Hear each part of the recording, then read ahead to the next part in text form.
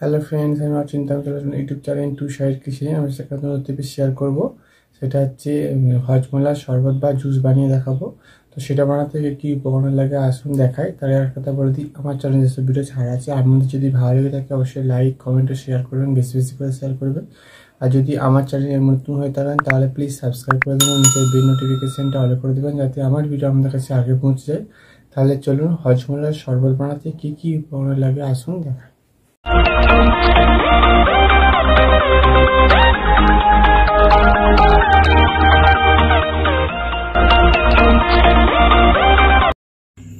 চলুন তাহলে হজমোলার শরবত বানিয়ে দেখাবো। তো সেটা বানাতে কি উপকরণ লাগে আসুন দেখাই। তাহলে একটা কথা বলে দিই, ভিডিওটা প্রথম থেকে শেষ অবধি দেখা অনুরোধ রইল। তাই চলুন ভিডিওটা দেখা, এই রেসিপিটা বানাতে কি উপকরণ লাগে আসুন দেখিয়ে দিই।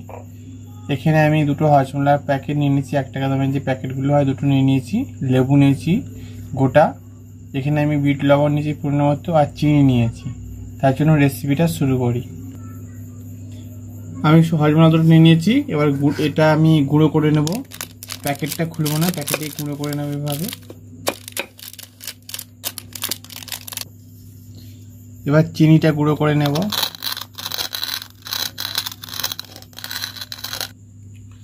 এবার আমি গ্লাস নিয়ে নিয়েছি, এর মধ্যে আমি দুটো বরফ দিয়ে দেব,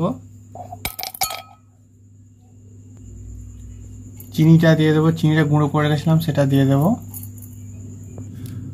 এবার হজমোলাগুলো গুঁড়ো করে রেখেছিলাম সেটা দিয়ে দেব, বিট লবণটা দিয়ে দেব, এবার লেবুর রসটা দিয়ে দেবো,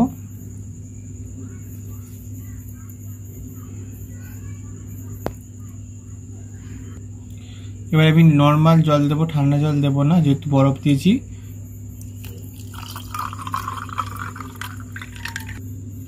এবার চামচের সাহায্যে ভালোভাবে পুরো গুলে নেব।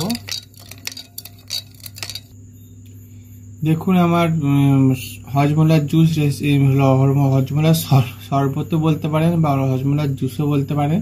তো সেই রেসিপিটা আমার রেডি হয়ে গেছে। এই রেসিপিতে আমাদের ভালো লেগে থাকে অবশ্যই লাইক কমেন্ট ও শেয়ার করবেন, বেশি বেশি করে শেয়ার করবেন, আর প্লিজ সাবস্ক্রাইব করে দেবেন, আমাদের পাশে থাকবেন। চলুন দেখাচ্ছে নেক্সট ভিডিওতে। এরকম নতুন নতুন ভিডিও পাওয়ার জন্য আমাদের চ্যানেলটাকে অবশ্যই সাবস্ক্রাইব করে আমাদের পাশে থাকবেন।